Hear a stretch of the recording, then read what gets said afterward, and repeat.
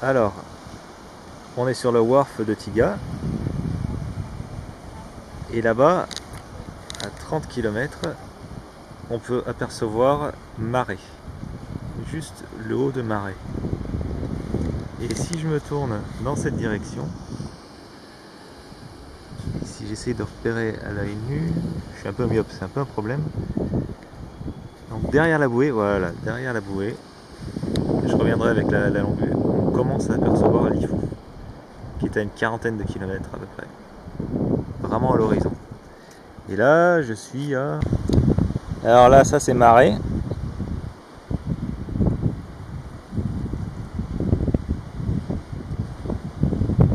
Avec le plateau de Marais. Voilà. Et là, hop, je bascule, je tourne. Et... merde. Voilà. Et là, la bouée. Et derrière, on voit Lifou. Enfin, les pins colonnaires de Lifou. Les plus hauts. Et voilà Lifou. Vous voyez, on voit pas grand chose. Lifou, c'est à 40 km à peu près. Alors que Marais est à 30 km. Et là, hop, et là, et là, ça c'est Tiga.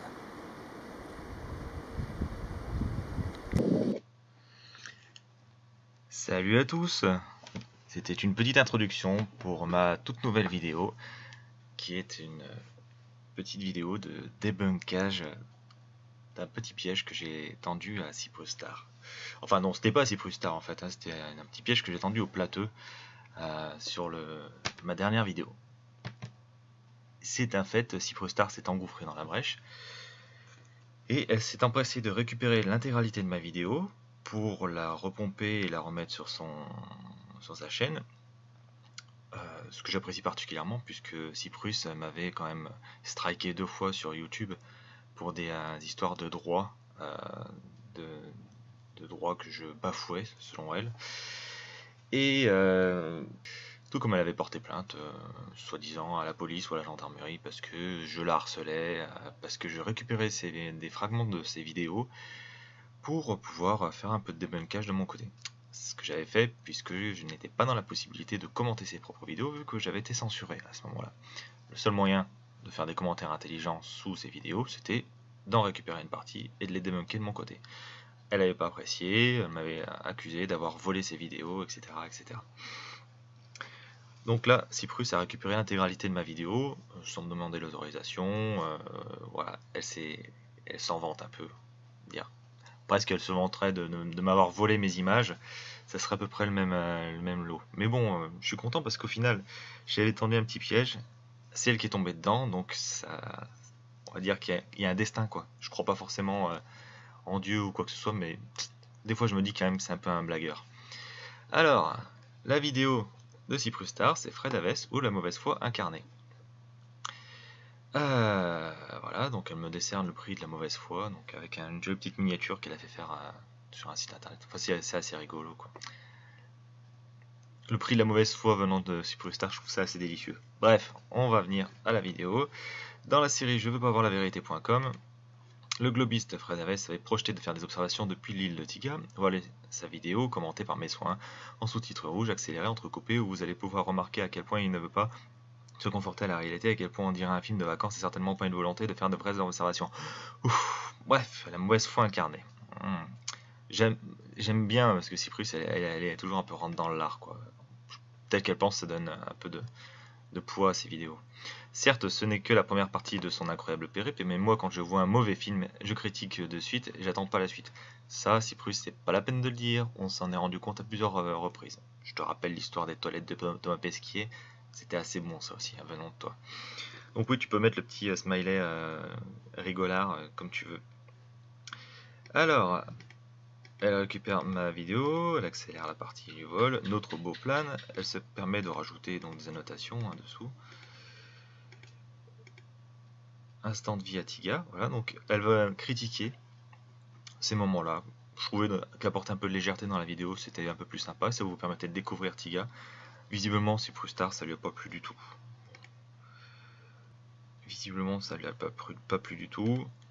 Voilà, c'est sûr et certain, Fred, les cochons vont t'aider à comprendre que tu vis sur un plane. Sur un plane. Non mais ça...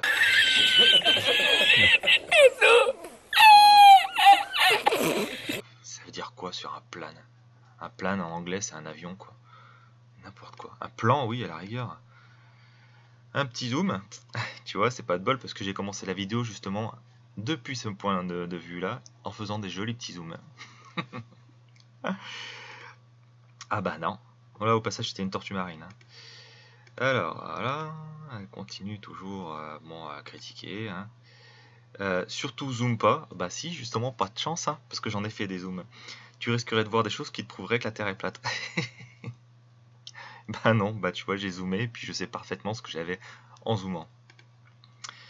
Alors, on arrive directement au passage donc du soleil couchant, où voilà, soleil couchant, où j'indique clairement en servant de SunCalc l'axe dans lequel va se coucher le soleil. Donc ça, j'invente rien. Le SunCalc, vous pouvez l'utiliser vous-même. Je suis désolé, le soleil dans l'hémisphère sud se couche plein ouest. Hein. Cyprus m'a dit à un moment donné dans un des commentaires que le soleil se couchait entre les îles Loyauté et White Sand. Enfin, White Sand, c'est au Vanuatu, c'est un peu au nord. Donc pour elle, le soleil se couche au nord-ouest. Enfin, c'est cela, oui, oui, oui, oui. elle réinvente la géographie du monde, elle réinvente comment dire, les points cardinaux, hein, Cyprus. Donc pour elle, le soleil ne devrait même pas se coucher à l'ouest. Alors, voilà. J'accélère, c'est ma vidéo, hein, donc je fais ce que je veux, je la réutilise comme je veux. Cyprus, elle n'a pas intérêt à venir porter plainte pour ces histoires-là. Alors, voilà le soleil qui se couche. Vous remarquez la taille du soleil quand même. Hein. Avec un appareil photo normal, vous essayerez de faire un plan du soleil aussi gros. Voilà. Donc le soleil se couche sur l'horizon et on ne voit pas du tout l'Ifu se détacher en ombre chinoise devant le soleil. Elle dit, et c'est tout à fait normal. Oui, c'est tout à fait normal, Cyprus. Cette partie de l'Ifu se trouve à 60 km de moi. Moi, je suis à 28 mètres d'altitude. En étant à 28 mètres d'altitude, il aurait fallu que les arbres de l'Ifu culminent à 132 mètres d'altitude à cet endroit-là pour que je les vois en ombre chinoise. Et à 60 km de distance, je suis désolé, on fait des observations, on voit des choses à 60 km de distance. Surtout quand j'utilise un zoom. C'est un zoom, c'était un 1000 mm là. Un 500 mm plus une TC 1.4 plus un D500, donc c'est un format DX. Donc ça fait un coefficient de multiplication. Donc tu as un 700 mm plus le petit format.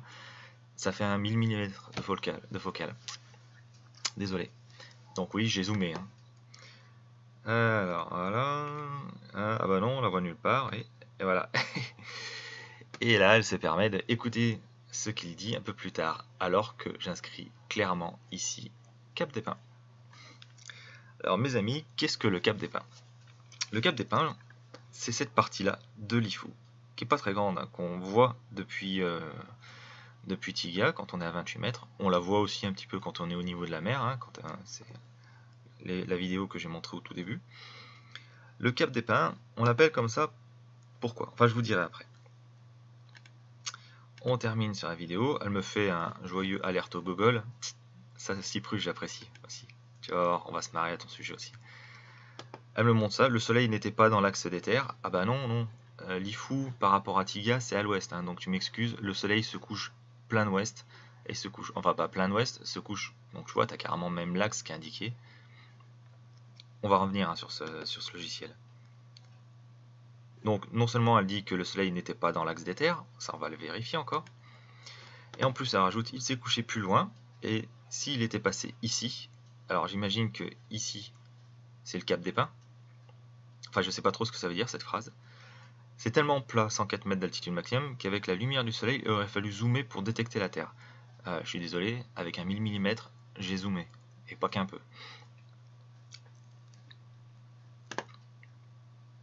Alors, conclusion, tu n'as pas zoomé depuis aucun spot? Ah bah non, non, tiens, bah la preuve, regarde, au début de la vidéo, tu vas voir si j'ai pas zoomé. Sûrement de peur de voir des choses intéressantes qui feraient de toi un platiste. Bah, pas de bol pour toi encore une fois, Cyprus, parce que je te montre encore que j'ai zoomé. En deux, tu as mal préparé tes observations. On va dire que j'ai fait un peu légèrement, ça j'admets.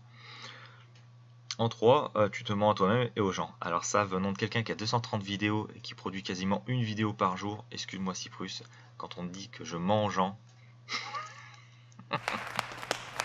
Quoi qu'il en soit, t'es tombé dans le panneau. Le Cap des Pins. Explorateur cartographique. Qu'est-ce que le Cap des Pins? Le Cap des Pins, c'est cette partie de l'Ifou. Regardez, hop, je zoome, je dézoome. Tiga, le Cap des Pins. C'est la partie de l'Ifou la plus proche de Tiga. On l'appelle Cap des Pins parce que regardez, ici, on indique qu'il y a un arbre remarquable dessus, plus un phare. Ces arbres, ce sont des pins colonnaires. Pins colonnaires que l'on observe sur les photos aériennes de manière flagrante. Vous pouvez regarder ça sur l'IFU, sur les photos aériennes sur le site de GeoRep. Les pins colonnaires, c'est caractéristique. Vous voyez la tronche que ça? Voilà. Donc on a le Cap des Pins qui est couvert de pins colonnaires, qui a un phare ici aussi. Et un peu au nord, on a une autre butte, la butte Runerodge, qui est elle-même couverte de pins colonnaires. La butte Runerodge culmine à 51 mètres. Le Cap des Pins à 63 mètres, là où il y a le phare. On va vérifier qu'il y a bien un phare sur le Cap des Pins, avec, vous vous rappelez hein, le début de la vidéo avec la bouée. Hein. Donc la bouée, la butte Runerodge, avec les pins colonnaires qui sont dessus, et le Cap des Pins. De nuit, qu'est-ce que ça donne? Ça c'est une photo de nuit. C'est une photo de nuit parce que la mer est floue à cause de la pause longue. On voit la lumière du phare. Et la bouée est floue parce qu'elle s'est déplacée pendant la pause longue.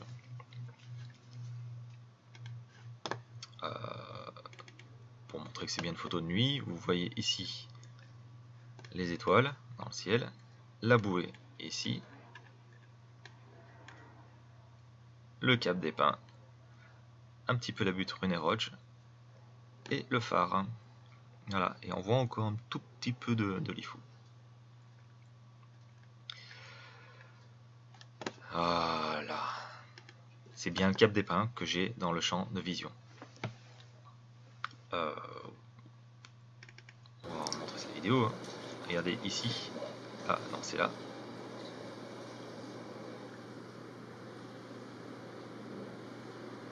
Tac. Voilà. Alors voilà. Le Cap des Pins avec son phare. Alors, les pins colonnaires, qu'est-ce que c'est? On va venir très rapidement. Endemia, vous allez sur le site Endemia, vous allez chercher Araucaria columnaris, non vernaculaire, pin colonnaire. Ce sont des arbres à la silhouette caractéristique. C'est des conifères, hein. C'est la famille des Araucaria. Description générale, arbres pouvant atteindre 60 mètres de hauteur. Des photos que j'ai faites il y a 2 ans du Cap des Pins depuis les falaises de Roche. Voilà le Cap des Pins avec ses pins colonnaires. Voilà. Regardez, une queue de baleine. C'est magique hein, comme pays quand même. Hein. Une autre photo du Cap des Pins, donc avec son sommet qui est couvert de pins colonnaires. Et regardez la taille des pins colonnaires. Hein. Ça c'est un cocotier. Sachant qu'une feuille de cocotier peut faire, enfin, fait facilement au minimum 2 mètres. Hein. Les pins colonnaires, c'est vraiment des arbres massifs, énormes. Donc ils sont caractéristiques, ils sont repérables de très loin. C'est d'ailleurs un des emblèmes de la Nouvelle-Calédonie. Hein. Pour en revenir à l'explorateur cartographique, vous allez pouvoir regarder que dans la zone où le soleil se couchait, dans l'axe d'alignement de la zone où le soleil se couchait, il n'y a pas de pins colonnaires. Vous voyez, aucun arbre qui fait 60 mètres de haut, les pins colonnaires sont absents de ce secteur-là. Vous pouvez vérifier. Dans ce secteur-là, il y avait une colline de 60 mètres de haut, surmontée d'éoliennes. En Nouvelle-Calédonie, c'est pas des grandes éoliennes. Hein. C'est des éoliennes, elles font à peu près une 50aine de mètres de haut. C'est pas des trucs énormes, hein, comme on peut avoir en métropole. Voilà, vous pouvez regarder. Donc, l'altitude, hein, ça va de 60 mètres à une trentaine de mètres ici. Voilà. Suncalc. Je montre que le soleil se couche bien dans l'axe de la pointe de Châteaubriand. La pointe de Châteaubriand. Avec un sommet à 59 mètres et le plateau des éoliennes à 61 mètres. Donc à 60 km, en étant à 29 mètres d'altitude, en prenant le R-Curve calculateur, 28 mètres d'altitude, 60 km de distance, il aurait fallu que tout ça soit 132 mètres de haut pour que je puisse les observer depuis Tiga. Ça n'était pas le cas, je ne les ai pas observés, ils ne sont pas détachés devant le soleil, donc c'est complètement normal. Voilà. Alors, donc bon, ça on s'en fout au final maintenant. Qu'est-ce que j'ai observé d'autre depuis Tiga? Il faut savoir que de Tiga, donc j'ai photographié la butte Runners-Roge parce qu'elle se détache plus que le Cap des Pins qui était beaucoup plus grand, et par rapport à mon téléobjectif, comme je vous ai montré,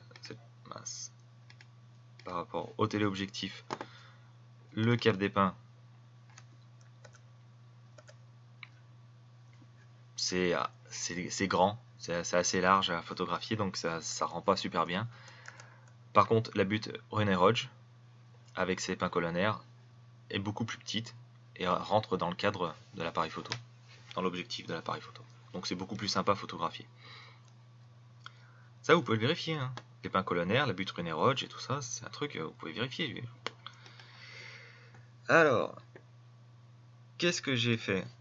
Ça, c'est la carte de Tiga, l'aéroport, et j'ai fait une série de photos allant de 30 mètres à 2 mètres d'altitude.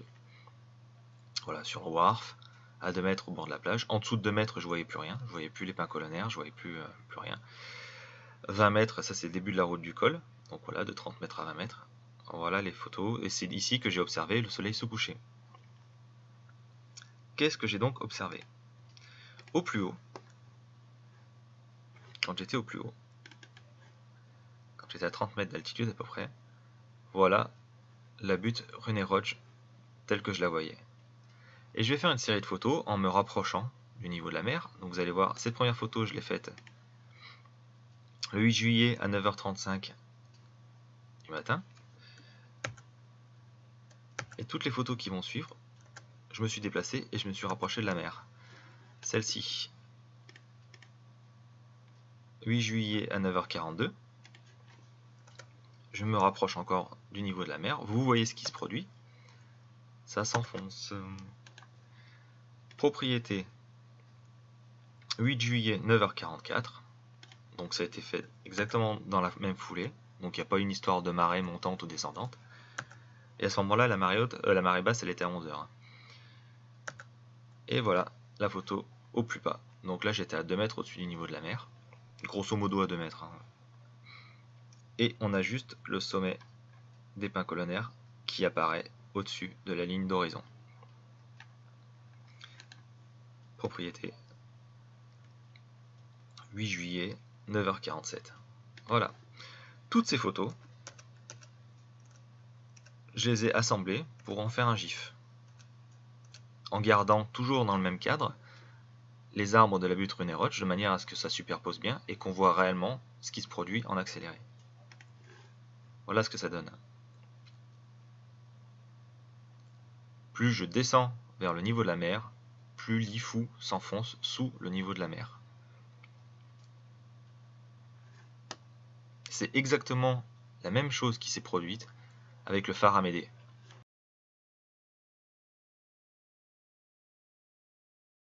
Donc c'est exactement la même chose qui s'est produite quand j'ai fait l'expérience sur mes 3 premières vidéos par rapport au phare Amédée. Le phare Amédée s'enfonce sous l'horizon quand on s'approche, qu'on s'en éloigne, ou bien quand on monte ou qu'on descend. Voilà le phare Amédée, photographié depuis la colline du Wentoro. J'étais à 110 mètres d'altitude, j'étais à 3 mètres d'altitude, j'étais à 60 cm à peu près au-dessus du niveau des vagues. Vous voyez que le niveau du phare Amédée, c'est toujours le même, seulement la ligne d'horizon non seulement s'est rapprochée de moi, plus je descends, plus la ligne d'horizon, mon horizon propre se rapproche de moi, et plus le phare se fait bouffer par l'horizon. Voilà. Donc ça c'est la géométrie bête et méchante, hein. C'est la géométrie, vous prenez un disque, et vous faites des triangles rectangles et tout ça pour déterminer tout ça, hein. Donc je veux dire, il n'y a même pas de la manipulation avec des histoires de fractions, des histoires d'intégrales ou de conneries dans ce genre-là. C'est de la géométrie niveau collège, hein. Donc c'est quelque chose que vous pouvez simuler vous-même sur une feuille de papier, un peu de curiosité, un compas, une équerre, une règle, un rapporteur, et vous pouvez faire vous-même vos calculs. Il n'y a rien de magique. Donc voilà ce que j'ai observé de la butte René Roge depuis Tiga. Je signale que j'avais donné ce petit gif à Cyprus, qui s'est empressé de le récupérer et de faire une vidéo avec pour me pourrir. Sa vidéo me disait que c'était le niveau de la mer qui avait changé entre temps. C'était les vagues, les courants marins qui avaient fait que l'IFU disparaissait derrière l'horizon. C'est du costaud, hein, quand même. Quand à ce niveau-là, ça fait disparaître quasiment 50 mètres de l'IFU, j'aurais eu meilleur compte de monter au sommet de Tiga pour éviter de me prendre un tsunami dans les dents. Donc non, ça c'est quelque chose que vous pouvez voir, vous pouvez observer, vous pouvez répliquer. Vous allez en bord de mer ou bien sur le bord d'un lac et vous choisissez une période où la température de l'eau et la température de l'air sont grosso modo à peu près similaires. Comme ça vous aurez très peu de réfraction atmosphérique, là il y en a un peu, hein. Et vous aurez des observations qui sont très précises. Enfin, qui sont précises. Très précises, non, avec un appareil photo, ça peut pas être précis. Alors, donc voilà, tu vois, Cyprus, j'ai pas hésité à zoomer, hein, j'ai vécu dangereusement, hein, en n'hésitant pas à regarder derrière l'horizon pour voir si je risquais pas de devenir plateux. Bah c'est pas le cas, tu vois, parce que je savais pertinemment ce que j'allais observer. Et en l'occurrence, le Cap des Pins, bah tu t'es fait avoir, t'as cru que c'était l'IFU, alors que c'est juste une toute petite partie de l'IFU. J'en veux pour preuve, c'est couvert de pins colonnaires. Et les pins colonnaires, eh bien, ils ne sont que sur le Cap des Pins et sur la butte René Roge au plus proche. Tu peux chercher ailleurs. Il y en aura un petit peu du côté de Rocheux, il y en a un peu du côté de Mou aussi, mais c'est mort, quoi. Voilà, Cyprus. Que dire d'autre? Ah oui, calcule la position du soleil. Ouais. Alors ça aussi c'est assez rigolo parce que elle s'est servie de ce programme pour me montrer que je me plantais, que je n'avais pas compris où se couchait le soleil, sans déconner. Voilà. Tiga, hein, donc le soleil, on voit très bien que au moment où il va se coucher, voilà, c'est ici, donc c'est pile dans l'axe de la pointe de Châteaubriand, et on peut utiliser les rayons du soleil, voilà, avec ce diagramme, et vous voyez qu'entre 17h et 18h, le soleil pointe dans cette direction. Voilà, donc 60 km pour des collines qui font 60 mètres de haut. Depuis Tiga, c'était inobservable par rapport à ça, par rapport à la géométrie de la Terre, hein, voilà. Calcul tout con. Par contre, de 28 mètres d'altitude, la butte René Roge qui est à 38 km, elle était cachée par l'horizon de 28 mètres. Voilà. La butte René Roge, observée depuis 2 mètres au-dessus du niveau des vagues, elle était cachée par l'horizon de 85 mètres. La butte René Roge, je reviens, fait 51 mètres de haut, 51 mètres auxquels on rajoute 60 mètres de Araucaria pour les plus grands, ça fait 110 mètres. Donc, 85 mètres, et bien il y a encore 25 mètres qui dépassent au-dessus de l'horizon. Donc voilà, cette observation toute bête de la disparition des reliefs lointains derrière l'horizon en fonction de la hauteur à laquelle vous les observez, c'est quelque chose que vous pouvez prévoir avec des calculateurs tout simples, avec quelques notions de géométrie, vous pouvez parfaitement prédire et anticiper ce qui va passer derrière l'horizon. Avec les histoires de perspective et de voilà, point focal et tout ça, ça n'existe pas. Vous trouverez rien, vous n'aurez jamais rien qui permettra de calculer et d'anticiper ce qui va passer derrière l'horizon. C'est mort. Vous pouvez chercher, vous ne trouverez rien. Pourtant, la Flat Earth Society, ça fait un bout de temps qu'elle existe, hein, ils auraient dû calculer tout ça. Bah, ils l'ont pas. Alors qu'avec quelques règles de géométrie, on peut calculer ça, on peut anticiper. Et ça, c'est des choses que vous pouvez faire vous-même, en vous rendant au bord d'un lac, au bord de la mer, Voilà, comme je l'ai dit un peu plus loin, quoi. Et c'est des expériences que j'ai fait à plusieurs reprises. Avec le phare Amédée, là mon altitude a varié. Encore avec le phare Amédée, là c'est ma distance au phare Amédée qui a varié. Et là, toujours au phare Amédée, observé depuis la colline du Wentoro, 210 mètres, de 3 mètres de haut, de 60 cm. Donc voilà, c'est pas des observations exceptionnelles, c'est quelque chose qui est très simple à faire. Il faut avoir un bon téléobjectif, il faut avoir un zoom. Vous avez tous tendance à vouloir vous acheter le P900, bah faites-le. Essayez de faire des observations comme ça, vous allez voir. Ça marche très bien. Allez. Voilà. Donc Cyprus, bah, le prochain coup que tu veux débunker une de mes vidéos et que tu veux être aussi vindicative et puis me traiter de gogol, eh bien cherche un peu avant, et surtout quand on te laisse des indices comme ça. Cap des Pins. Si j'ai mis ça ici, c'est pas pour rien. Et c'était... je pensais que ça marcherait, j'étais pas sûr que ça marcherait. Voilà, je me suis dit on va voir s'il y a un plateau qui va s'engouffrer dans la brèche. Bah, y a personne dans les commentaires qui s'en est chargé, mais par contre toi tu t'es empressé de faire une petite vidéo sur le sujet. Donc voilà, désolé, le soleil se couchait ici, le Cap des Pins est ici, il est parfaitement visible, et voilà, et c'est parfaitement normal par rapport à la courbure de la Terre. Allez, en espérant que cette vidéo vous aura plu, je vous laisse avec une petite vidéo que j'ai faite du Cap des Pins depuis la plage de Ouengoni. Là c'est le Cap des Pins, avec la butte René Roche. C'est une partie du Cap des Pins. Et ça c'est la plage de Ouengoni, avec le fameux rocher, ils appelaient ça le rocher Conforama.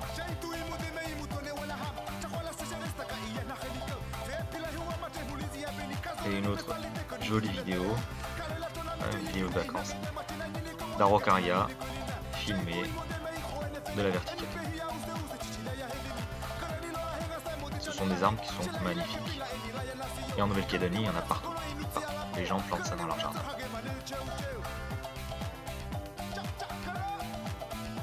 Allez, salut les amis. À la prochaine.